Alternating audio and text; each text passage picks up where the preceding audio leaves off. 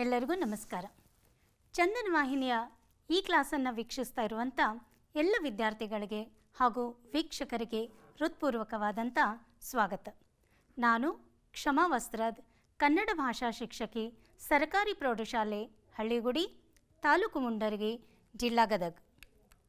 ಏರುತ್ತಿಹುದು ಹಾರುತ್ತಿಹುದು ನೋಡು ನಮ್ಮ ಬಾವುಟ, ಏರುತ್ತಿಹುದು ಹಾರುತ್ತಿಹುದು ನೋಡು ನಮ್ಮ ಬಾವುಟ, ತೋರುತ್ತಿಹುದು ಹೊಡೆದು ಹೊಡೆದು ಬಾನಿನಗಲ ಪಟಪಟ, ತೋರುತ್ತಿಹುದು ಹೊಡೆದು ಹೊಡೆದು ಬಾನಿನಗಲ ಪಟಪಟ. ಎಷ್ಟು ಹೆಮ್ಮೆ ಅಲ್ವಾ ಮಕ್ಕಳೇ? ನಮ್ಮ ರಾಷ್ಟ್ರಧ್ವಜವನ್ನು ನೋಡಿದ ತಕ್ಷಣ ನಾವೆಲ್ಲರೂ ಭಾರತೀಯರು ಅನ್ನುವಂಥ ಹೆಮ್ಮೆಯ ಭಾವನೆ ನಮ್ಮೆಲ್ಲರ ಮನಸ್ಸಿನಲ್ಲೂ ಮೂಡ್ತಲ್ವಾ ಮಕ್ಕಳೇ? ನಿಮಗೆಲ್ಲ ಗೊತ್ತು, ನಮ್ಮ ರಾಷ್ಟ್ರಧ್ವಜದಲ್ಲಿ 3 ಬಣ್ಣಗಳಿವೆ. ಯಾವುದ್ಯಾವ್ದು ಹೇಳಿ ನೋಡೋಣ? ಕೇಸರಿ, ಬಿಳಿ ಮತ್ತು ಹಸಿರು ಬಣ್ಣ. ಸರಿಯಾಗಿ ಹೇಳಿದ್ರಿ. ಹಾಗಾದರೆ ಈ ಬಣ್ಣಗಳು ಏನನ್ನು ಸೂಚಿಸ್ತವೆ ಅಂತ ನಿಮಗೆಲ್ಲ ಗೊತ್ತಲ್ವಾ? ಕೇಸರಿ ಬಣ್ಣ ತ್ಯಾಗ ಮತ್ತು ಶೌರ್ಯವನ್ನು ಸೂಚಿಸಿದರೆ, ಬಿಳಿಯ ಬಣ್ಣ ಶಾಂತಿಯನ್ನು ಸೂಚಿಸ್ತಾ ಇದೆ. ಹಾಗಾದರೆ ಹಸಿರು ಬಣ್ಣ ಏನನ್ನು ಸೂಚಿಸ್ತಾ ಇದೆ? ಹಸಿರು ಬಣ್ಣ ಸಮೃದ್ಧಿಯನ್ನು ಸೂಚಿಸ್ತಾ ಇದೆ. ಮತ್ತೆ ಹೌದು, ಸರಿಯಾಗಿ ಹೇಳ್ತಾ ಇದ್ದೀರಾ, ಹಸಿರು ಬಣ್ಣ ಶುಭದ ಸಂಕೇತವೂ ಕೂಡ ಹೌದು.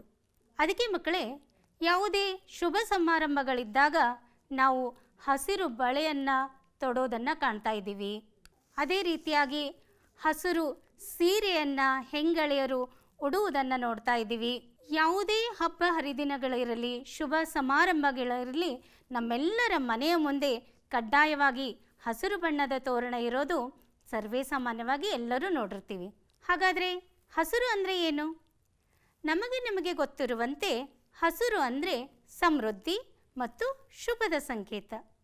ಆದರೆ ಕವಿ ಕುವೆಂಪು ಅವರಿಗೆ ಹಸಿರು ಅಂದರೆ ಏನು ಅನ್ನೋದನ್ನು ಇಂದು 10ನೇ ತರಗತಿಯ ಸಿರಿಕನ್ನಡ ಪಠ್ಯಪುಸ್ತಕದಲ್ಲಿರ್ತಕ್ಕಂಥ ಹಸಿರು ಪದ್ಯದಿಂದ ತಿಳಿದುಕೊಳ್ಳೋಣ. ಪದ್ಯ ಹಸಿರು, ಕವಿ ಕುವೆಂಪು. ಕೃತಿಕಾರರ ಪರಿಚಯ. ಕುವೆಂಪು ಕಾವ್ಯನಾಮದಿಂದ ಪ್ರಸಿದ್ಧರಾದ ಕುಪ್ಪಳಿ ವೆಂಕಟಪ್ಪ ಪುಟ್ಟಪ್ಪನವರ ಜನನ 1904 ಡಿಸೆಂಬರ್ 29ರಂದು ಆಯಿತು. ಇವರು ಮಲೆನಾಡ ಮಡಿಲಾದ ಶಿವಮೊಗ್ಗ ಜಿಲ್ಲೆಯ ತೀರ್ಥಹಳ್ಳಿ ಸಮೀಪದ ಕುಪ್ಪಳಿಯವರು. ನೋಡಿ ಮಕ್ಕಳೇ, ನೀವೆಲ್ಲರೂ ನೋಡ್ತಾ ಇದ್ದೀರಿ, ಶಿವಮೊಗ್ಗ ಜಿಲ್ಲೆಯ ತೀರ್ಥಹಳ್ಳಿ ತಾಲೂಕಿನ ಕುಪ್ಪಳಿ. ಅಲ್ಲಿ ನಮಗೆಲ್ಲರಿಗೂ ಕಾಣ್ತಾ ಇರೋದು ಕವಿ ಕುವೆಂಪುರವರ ಮನೆ. ಕುವೆಂಪುರವರು ಮಹಾರಾಜ ಕಾಲೇಜಿನ ಪ್ರಾಧ್ಯಾಪಕರಾಗಿ, ಪ್ರಿನ್ಸಿಪಾಲರಾಗಿ, ಮೈಸೂರು ವಿಶ್ವವಿದ್ಯಾಲಯದ ಕುಲಪತಿಗಳಾಗಿ ನಿವೃತ್ತರಾದರು. ಆಧುನಿಕ ಕನ್ನಡ ಸಾಹಿತ್ಯದ ಕವಿಗಳಲ್ಲಿ ಅಗ್ರಗಣ್ಯರಾದ ಕುವೆಂಪು ಅವರು ಕನ್ನಡ ಸಾಹಿತ್ಯದ ಎಲ್ಲ ಪ್ರಕಾರಗಳಲ್ಲಿಯೂ ಕೃತಿಯನ್ನು ರಚಿಸಿದ್ದಾರೆ. ಕೊಳಲು, ಪಾಂಚಜನ್ಯ, ಪ್ರೇಮ ಕಾಶ್ಮೀರ, ಪಕ್ಷಿಕಾಶಿ ಇವು ಇವರ ಕವನ ಸಂಕಲನಗಳು. ನನ್ನ ದೇವರು ಮತ್ತು ಇತರ ಕಥೆಗಳು, ಸನ್ಯಾಸಿ ಮತ್ತು ಇತರ ಕಥೆಗಳು ಕಥಾ ಸಂಕಲನಗಳು. ಕಾನೂರು ಹೆಗ್ಗಡತಿ, ಮಲೆಗಳಲ್ಲಿ ಮದುಮಗಳು ಕಾದಂಬರಿಗಳು. ತಪೋನಂದನ, ರಸೋವೈಸಹ ಇವು ಇವರ ವಿಮರ್ಶಾ ಸಂಕಲನಗಳು. ನೋಡಿ ಮಕ್ಕಳೇ, ನಿಮಗೆ ಕಾಣ್ತಾ ಇದೆ, ಕುವೆಂಪುರವರ ಪ್ರಮುಖ ಕೃತಿಗಳ ಮುಖಪುಟವನ್ನು ವೀಕ್ಷಿಸೋಣ. ಅಮಲನ ಕಥೆ, ಮೋಡಣ್ಣನ ತಮ್ಮ, ಬೊಮ್ಮನಹಳ್ಳಿಯ ಕಿಂದರಿ ಜೋಗಿ ಮಕ್ಕಳ ಪುಸ್ತಕಗಳು. ಜಲಗಾರ, ಯಮನ ಸೋಲು, ಬೆರಳ್ಗೆ ಕೊರಳ್ ಇವು ಇವರ ನಾಟಕಗಳು. ನೆನಪಿನ ದೋಣಿಯಲ್ಲಿ ಇದು ಕುವೆಂಪುರವರ ಆತ್ಮಕಥನ. ಇವೇ ಮುಂತಾದ ಸುಮಾರು 70 ಕೃತಿಗಳನ್ನು ರಚಿಸಿ ಕನ್ನಡ ಸಾಹಿತ್ಯ ಸಂಪತ್ತನ್ನು ಸಮೃದ್ಧಗೊಳಿಸಿದ್ದಾರೆ. ನೋಡ್ತಾ ಇದ್ದೀವಿ ಇವರ ಪ್ರಮುಖ ಕೃತಿಗಳ ಮುಖಪುಟಗಳನ್ನು. ಶ್ರೀ ರಾಮಾಯಣ ದರ್ಶನಂ ಮಹಾಕಾವ್ಯಕ್ಕೆ ಕೇಂದ್ರ ಸಾಹಿತ್ಯ ಅಕಾಡೆಮಿ ಪ್ರಶಸ್ತಿ ಮತ್ತು 1968ರಲ್ಲಿ ಭಾರತೀಯ ಜ್ಞಾನಪೀಠ ಪ್ರಶಸ್ತಿ ದೊರೆತಿದೆ. ಧಾರವಾಡದಲ್ಲಿ ನಡೆದ 1957ರ 39ನೆಯ ಸಾಹಿತ್ಯ ಸಮ್ಮೇಳನದ ಅಧ್ಯಕ್ಷತೆಯನ್ನು ಕುವೆಂಪುರವರು ವಹಿಸಿದ್ದರು. ಇವರಿಗೆ 1964ರಲ್ಲಿ ರಾಷ್ಟ್ರಕವಿ, 1988ರಲ್ಲಿ ಪಂಪ ಪ್ರಶಸ್ತಿ, 1991ರಲ್ಲಿ ಪದ್ಮ ವಿಭೂಷಣ ಪ್ರಶಸ್ತಿ ದೊರೆತಿದೆ. ಅಲ್ಲದೆ ಮೈಸೂರು, ಕರ್ನಾಟಕ, ಬೆಂಗಳೂರು ಮತ್ತು ಗುಲ್ಬರ್ಗಾ ವಿಶ್ವವಿದ್ಯಾಲಯಗಳಿಂದ ಗೌರವ ಡಾಕ್ಟರೇಟ್ ಸಂದಿದೆ. 1992ರಲ್ಲಿ ಕರ್ನಾಟಕ ರತ್ನ ಪ್ರಶಸ್ತಿ ಕೂಡ ಕುವೆಂಪುರವರಿಗೆ ಲಭಿಸಿದೆ. ಪ್ರಸ್ತುತ ಪದ್ಯಭಾಗವನ್ನು ಕುವೆಂಪುರವರ ಪಕ್ಷಿಕಾಶಿ ಕವನ ಸಂಕಲನದಿಂದ ಆಯ್ದುಕೊಳ್ಳಲಾಗಿದೆ. ಕುವೆಂಪುರವರ ಒಂದು ಪ್ರಸಿದ್ಧ ಗೀತೆಯನ್ನು ನೀವೆಲ್ಲರೂ ಕೇಳಿರ್ತೀರ. ಯಾವುದು? ಓ ನನ್ನ ಚೇತನ ಆಗು ನೀ ಅನಿಕೇತನ. ಹಾಗಾದರೆ ಕುವೆಂಪುರವರ ಈ ಪ್ರಸಿದ್ಧ ಗೀತೆಯನ್ನು ಅವರ ಅದ್ಭುತ ಕಂಠಸಿರಿಯಿಂದ ಕೇಳಿ ಬರೋಣವಾ? ಓ ನನ್ನ ಚೇತನ ಆಗು ನೀ ಅನಿಕೇತನ, ರೂಪಗಳನ್ನು ದಾಟಿ ನಾಮಕೋಟಿಗಳನ್ನು ಮೀಟಿ ಎದೆಯ ಬಿರಿಯ ಭಾವದೀಟಿ, ಓ ನನ್ನ ಚೇತನ ಆಗು ನೀ ಅನಿಕೇತನ. 100 ಮತದ ಹೊಟ್ಟ ತೂರಿ ಎಲ್ಲ ತತ್ವದ ಎಲ್ಲೆ ಮೀರಿ ನಿರ್ದಿಗಂತವಾಗಿ ಏರಿ, ಓ ನನ್ನ ಚೇತನ ಆಗು ನೀ ಅನಿಕೇತನ. ಎಲ್ಲಿಯೂ ನಿಲ್ಲದಿರು, ಮನೆಯನೆಂದೂ ಕಟ್ಟದಿರು, ಕೊನೆಯನೆಂದೂ ಮುಟ್ಟದಿರು, ಓ ಅನಂತವಾಗಿರು, ಓ ನನ್ನ ಚೇತನ ಆಗು ನೀ ಅನಿಕೇತನ. ಅನಂತತಾನ್ ಅನಂತವಾಗಿ ಆಗುತ್ತಿಹನೆ ನಿತ್ಯ ಯೋಗಿ, ಅನಂತ ನೀ ಅನಂತವಾಗು, ಆಗು ಆಗು ಆಗು ಆಗು, ಓ ನನ್ನ ಚೇತನ ಆಗು ನೀ ಅನಿಕೇತನ. ಪದ್ಯದ ಆಶಯ ಭಾವ. ಹಸುರು ಕವನವು ಆಶ್ವಯುಜ ಮಾಸದ ನವರಾತ್ರಿಯಲ್ಲಿ ಪ್ರಕೃತಿಯಲ್ಲಿ ಹೆಪ್ಪುಗಟ್ಟಿದ ಹಚ್ಚ ಹಸುರನ್ನು ಕಂಡು ಪ್ರೇರಿತವಾದ ಕವನವಾಗಿದೆ. ಇದು ಕುವೆಂಪು ಅವರ ಸ್ಥಳವಾದ ಮಲೆನಾಡಿನ ಕುಪ್ಪಳಿಯ ಕವಿಶೈಲದಲ್ಲಿ ಅವರಿಗುಂಟಾದ ಸೌಂದರ್ಯಾನುಭವ. ಪ್ರಕೃತಿ ಅಲ್ಲಿನ ಹಸುರುಗಳೊಂದಿಗೆ ಕುವೆಂಪು ಹೊಂದಿರುವ ಸಮೀಪ ಸಂಬಂಧವನ್ನು ಅದು ತೋರಿಸುತ್ತದೆ. ಸಸ್ಯ ಸಮೃದ್ಧಿಯ ಹಸುರೇ ಆಗಸ, ಮುಗಿಲು, ಗದ್ದೆ, ಬಯಲು, ಸಂಜೆ, ಹೂಗಂಪು, ಹಕ್ಕಿಯ ದನಿ ಕಡಲಿನವರೆಗೂ ವ್ಯಾಪಿಸುವ ಮಟ್ಟಿಗೆ ಕವಿ ಹಸುರಿನಲ್ಲಿ ತಲ್ಲೀನವಾಗಿರುವುದನ್ನು ಈ ಕವನದ ಮುಖಾಂತರ ಗುರುತಿಸಬಹುದಾಗಿದೆ. ಬಹುತೇಕ ವಿಮರ್ಶಕರು ಕುವೆಂಪುರವರ ಪಕ್ಷಿಕಾಶಿಯನ್ನು ಅವರ ಪ್ರಕೃತಿ ಗೀತೆಗಳ ಪ್ರಾತಿನಿಧಿಕ ಸಂಕಲನವೆಂದೇ ಗುರುತಿಸಿದ್ದಾರೆ. ಕವಿ ಪ್ರಜ್ಞೆಗೆ ಪ್ರಕೃತಿ ಒಲುಮೆಯೇ ಮುಕ್ತಿಯಾನಂದ ಸಾಧನೆಯಾಗುತ್ತದೆ. ಕುವೆಂಪು ಅವರ ಈ ಚಿಂತನೆಗೆ ಅನುಗುಣವಾಗಿದೆ ಪಕ್ಷಿಕಾಶಿಯ ಪದ್ಯಗಳು. ಅದರಲ್ಲಿ ಒಂದು ಹಸುರು ಎಂಬ ಈ ಕವಿತೆಯು ಕುವೆಂಪು ಅವರ ಪ್ರಕೃತಿ ತನ್ಮಯತೆಗೂ ಕವಿ ಮತ್ತು ಪ್ರಕೃತಿ ಒಂದಾಗುವ ಅವರ ಕಾವ್ಯದ ಅದ್ವೈತ ಸ್ಥಿತಿಗೂ ಸಮರ್ಥ ನಿದರ್ಶನವಾಗಿದೆ. ಮಕ್ಕಳೇ, ಇನ್ನು ಪದ್ಯದಲ್ಲಿ ಬರ್ತಕ್ಕಂಥ ಪದಗಳ ಅರ್ಥವನ್ನು ನೋಡೋಣ. ಎಲ್ಲರೂ ನಿಮ್ಮ ನೋಟ್ ಪುಸ್ತಕದಲ್ಲಿ ಬರ್ಕೊಳ್ಳಿ. ನವಧಾತ್ರಿ, ಹೊಸದಾಗಿ ಕಾಣುವ ಭೂಮಿ. ಶ್ಯಾಮಲ, ಕಪ್ಪು ಅಥವಾ ನೀಲ. ವನಧಿ, ಸಮುದ್ರ.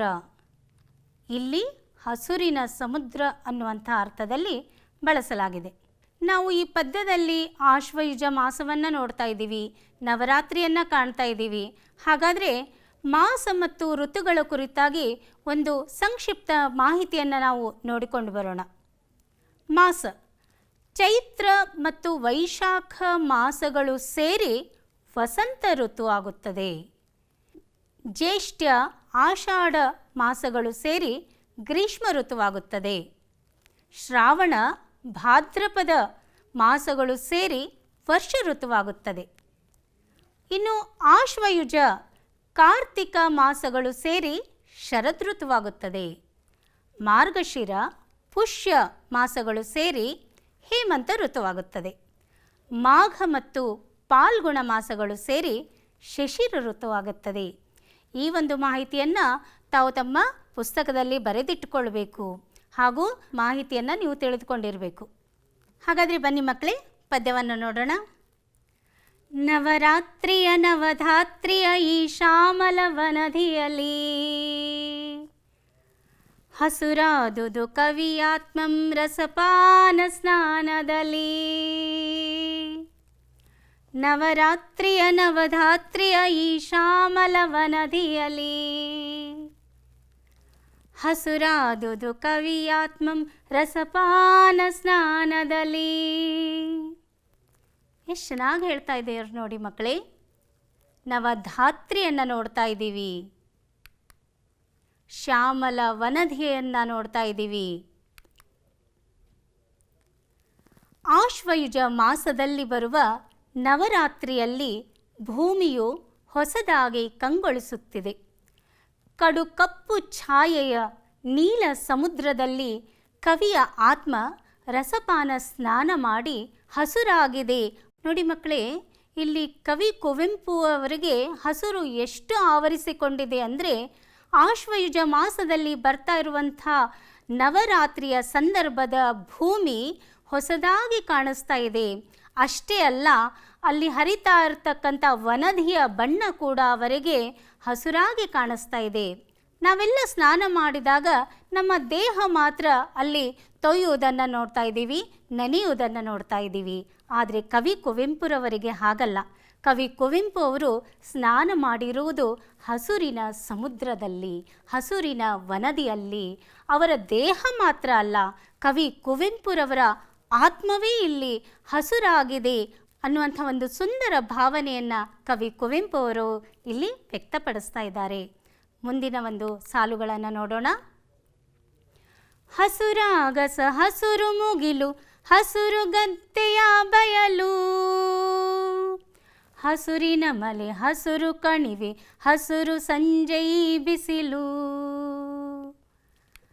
ಹಸುರಾಗಸ ಹಸುರು ಮುಗಿಲು ಹಸುರು ಗದ್ದೆಯ ಬಯಲು,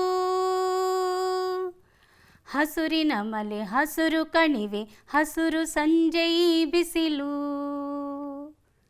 ನೋಡಿ, ಇಡೀ ಪ್ರಕೃತಿಯೇ ಹಸುರುಗಟ್ಟಿರುವುದನ್ನು ಎಳೆ ಎಳೆಯಾಗಿ ಕವಿ ಕುವೆಂಪುರವರು ಬಿಚ್ಚಿಡ್ತಾ ಇದ್ದಾರೆ.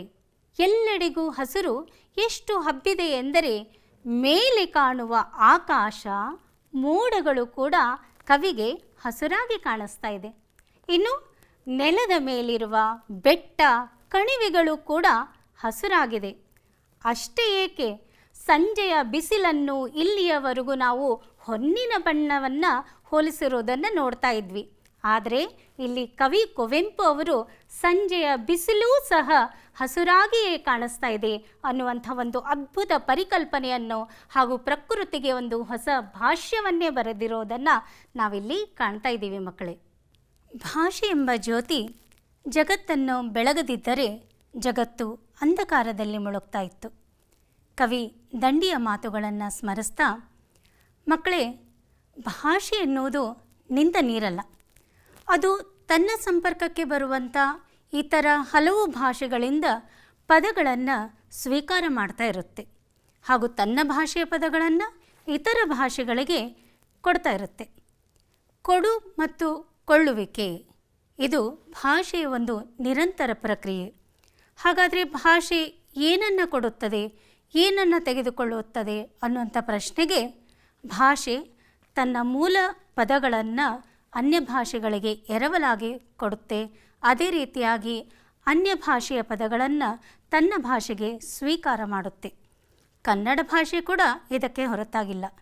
ಕನ್ನಡ ಭಾಷೆಯು ಕೂಡ ಇತರೆ ಅನ್ಯ ಭಾಷೆಗಳ ಅನೇಕ ಪದಗಳನ್ನು ಸ್ವೀಕಾರ ಮಾಡಿ ಬಳಸ್ತಾ ಇದೆ ಹಾಗೂ ತನ್ನ ಭಾಷೆಯ ಪದಗಳನ್ನು ಇತರೆ ಭಾಷೆಗಳಿಗೆ ನೀಡ್ತಾ ಬಂದಿದೆ. ಇದರಲ್ಲಿ ಕನ್ನಡ ಭಾಷೆಗೆ ಬಂದ ಅನ್ಯ ಭಾಷೆಗಳಲ್ಲಿ ಸಂಸ್ಕೃತ ಪದಗಳು ಸಂಖ್ಯೆ ಬಹುದೊಡ್ಡದು ಮತ್ತು ಪಾತ್ರ ಬಹುಮುಖ್ಯವಾದದ್ದು. ಸಂಸ್ಕೃತ ಪದಗಳು ಅದೆಷ್ಟು ಕನ್ನಡ ಭಾಷೆಯಲ್ಲಿ ಹಾಸುಹೊಕ್ಕಾಗಿವೆ ಎಂದರೆ, ದಿನನಿತ್ಯವೂ ನಾವು ಸಂಸ್ಕೃತದ ಅನೇಕ ಪದಗಳನ್ನು ಬಳಸ್ತಾ ಇರ್ತೀವಿ. ಹಾಗಾದರೆ ಬನ್ನಿ ಮಕ್ಕಳೇ, ಇಂದು ನಾವು ಕನ್ನಡ ಭಾಷೆ ಯಾವ ರೀತಿಯಾಗಿ ಸಂಸ್ಕೃತ ಪದಗಳನ್ನು ಸ್ವೀಕಾರ ಮಾಡಿದೆ ಅನ್ನೋದನ್ನು ತಿಳಿದುಕೊಳ್ಳೋಣ. ತತ್ಸಮ ಮತ್ತು ತದ್ಭವ. ಸಂಸ್ಕೃತದಿಂದ ಕನ್ನಡಕ್ಕೆ ಸಾಕಷ್ಟು ಪದಗಳು ಬಂದಿವೆ. ಹೀಗೆ ಸಂಸ್ಕೃತದಿಂದ ಬಂದ ಪದಗಳಲ್ಲಿ ಕೆಲವು ಅಲ್ಪ ಸ್ವಲ್ಪ ಬದಲಾವಣೆಗೊಂಡು ಬಂದರೆ ಇನ್ನೂ ಕೆಲವು ಪೂರ್ತಿ ಬದಲಾವಣೆಗೊಂಡು ಬಂದಿವೆ. ಹೀಗೆ ಸಂಸ್ಕೃತದಿಂದ ಬಂದಿರುವ ಪದಗಳನ್ನು ತತ್ಸಮ ತದ್ಭವಗಳು ಎಂದು ಕರೆಯೋರು. ಹಾಗಾದರೆ ಮಕ್ಕಳೇ, ಸಂಸ್ಕೃತದಿಂದ ಕನ್ನಡಕ್ಕೆ ಅನೇಕ ಪದಗಳನ್ನು ನಾವು ಸ್ವೀಕಾರ ಮಾಡುವಂಥ ಸಂದರ್ಭದಲ್ಲಿ ಕೆಲವು ಪದಗಳು ಸಣ್ಣ ಪುಟ್ಟ ಅಲ್ಪ ಸ್ವಲ್ಪ ಬದಲಾವಣೆಗಳ ಮೂಲಕವಾಗಿ ನಾವು ಸ್ವೀಕಾರ ಮಾಡಿದರೆ, ಇನ್ನೂ ಕೆಲವು ಪದಗಳನ್ನು ಪೂರ್ಣವಾಗಿ ಬದಲಾವಣೆ ಮಾಡಿ ಸ್ವೀಕಾರ ಮಾಡಿದ್ದೀವಿ.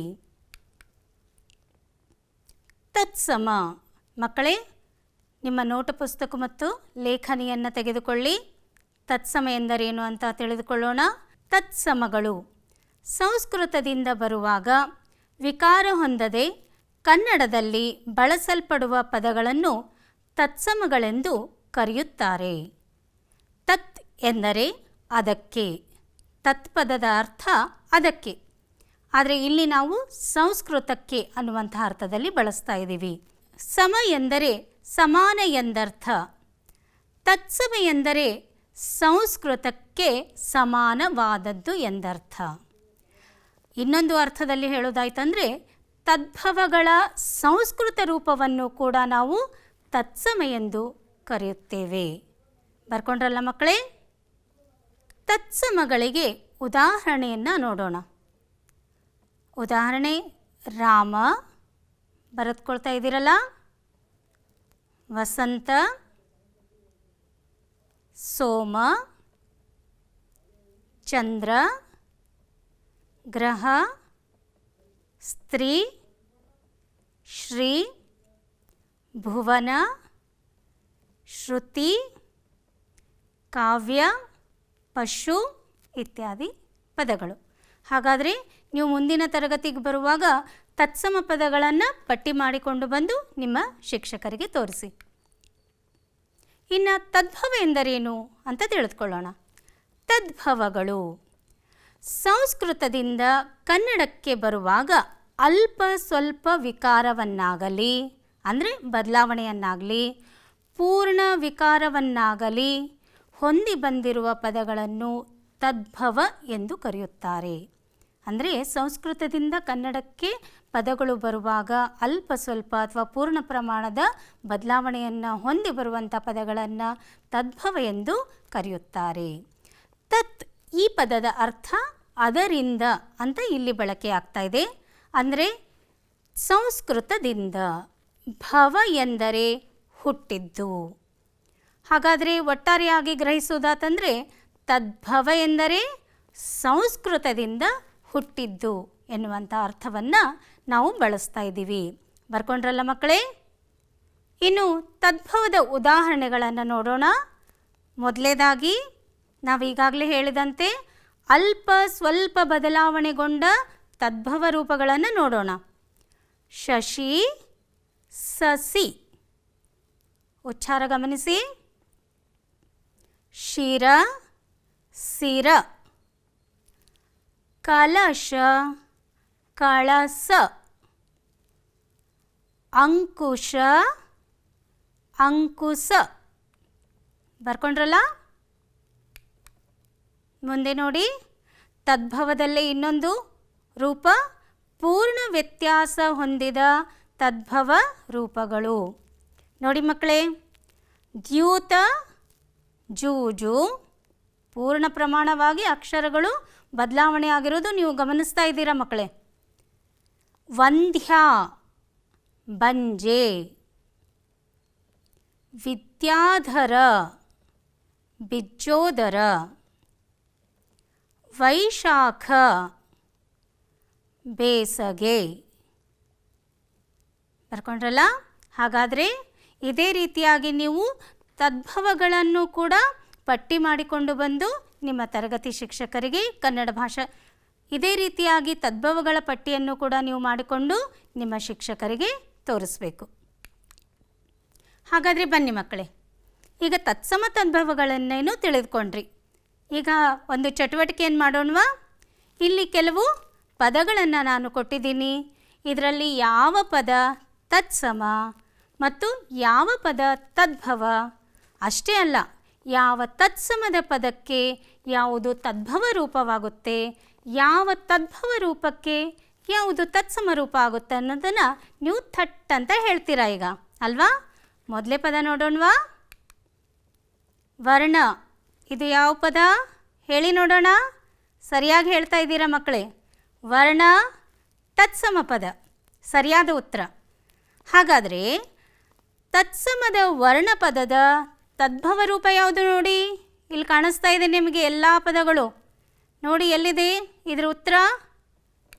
ಹೌದು, ವರ್ಣ ತತ್ಸಮದ ತದ್ಭವ ರೂಪ ಬಣ್ಣ. ಸರಿಯಾಗಿ ಹೇಳಿದ್ರಿ. ಮುಂದಿನ ಪದ ಯಾವುದು? ಆಕಾಶ. ಮಕ್ಕಳೇ ಹೇಳಿ ನೋಡೋಣ, ಆಕಾಶ ಯಾವ ಪದ? ಸರಿಯಾಗಿ ಊಹಿಸ್ತಾ ಇದ್ದೀರಾ. ಆಕಾಶ ತತ್ಸಮ ಪದ. ಹಾಗಾದರೆ ಈಗಾಗಲೇ ನಿಮ್ಗೆ ಗೊತ್ತಾಗ್ಬಿಡ್ತು ಇದರ ತದ್ಭವ ರೂಪ ಯಾವುದು? ಭೇಷ್ ಮಕ್ಕಳೇ, ಯಾವುದು? ಆಗಸ. ಆಕಾಶ ತತ್ಸಮ ಪದದ ತದ್ಭವ ರೂಪ ಆಗಸ. ಮುಂದಿನ ಪದ ಯಾವುದು ಅಂತ ನೋಡೋಣ. ಕುಠಾರ. ಕುಠಾರ ಯಾವ ಪದ? ಹೌದು ಮಕ್ಕಳೇ, ಕುಠಾರ ತತ್ಸಮ ಪದ. ಹಾಗಾದರೆ ಕುಠಾರ ಪದದ ತದ್ಭವ ರೂಪ ಯಾವುದು? ಕಂಡುಹಿಡಿದ್ಬಿಟ್ರಿ ಆಗಲೇ ನೀವೆಲ್ಲ. ಕೊಡಲಿ. ಸರಿಯಾದ ಉತ್ತರ. ಕುಠಾರ ತತ್ಸಮ ಪದದ ತದ್ಭವ ರೂಪ ಕೊಡಲಿ. ಹಾಗಾದರೆ ಮುಂದಿನ ಪದ ಯಾವುದು ನೋಡಿ? ಬೇಸಗೆ. ನೋಡಿ, ಬೇಸಗೆ ತತ್ಸಮ ಪದನಾ? ವಿಚಾರ ಮಾಡಿ. ಬೇಸಗೆ ತದ್ಭವ ರೂಪ, ಗೊತ್ತಾಯ್ತಲ್ಲ? ಹಾಗಾದರೆ ಬೇಸಿಗೆಯ ತತ್ಸಮ ರೂಪವನ್ನು ನೀವು ಕಂಡುಹಿಡಿಬೇಕು.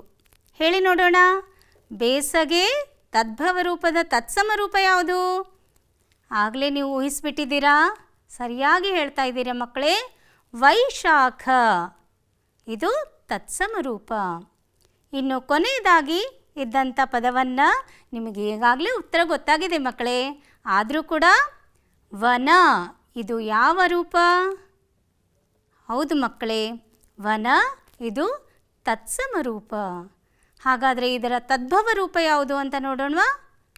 ಇದರ ತದ್ಭವ ರೂಪ ಬನ. ಹೌದು ಮಕ್ಕಳೇ, ಎಲ್ಲ ಉತ್ತರಗಳನ್ನು ಅತ್ಯಂತ ಸಮರ್ಥವಾಗಿ ಮತ್ತು ಸರಿಯಾಗಿ ನೀಡಿದ್ದೀರ. ಹಾಗಾದರೆ ಮುಂದಿನ ತರಗತಿಯಲ್ಲಿ ಹಸಿರು ಪದ್ಯದಲ್ಲಿ ಬಂದಿರಬಹುದಾದಂಥ ಹಾಗೂ ನೀವೀಗಾಗಲೇ ಕಲಿತಂಥ ತತ್ಸಮ ತದ್ಭವಗಳನ್ನು ಪಟ್ಟಿ ಮಾಡಿಕೊಂಡು ಬಂದು ನಿಮ್ಮ ಶಿಕ್ಷಕರಿಗೆ ತೋರಿಸ್ತಿರಲ್ಲ ಮಕ್ಕಳೇ? ಮಕ್ಕಳೇ, ಹಾಗಾದರೆ ನಾವು ಕೆಲವೊಂದು ಚಟುವಟಿಕೆಗಳನ್ನು ಮಾಡೋಣವಾ?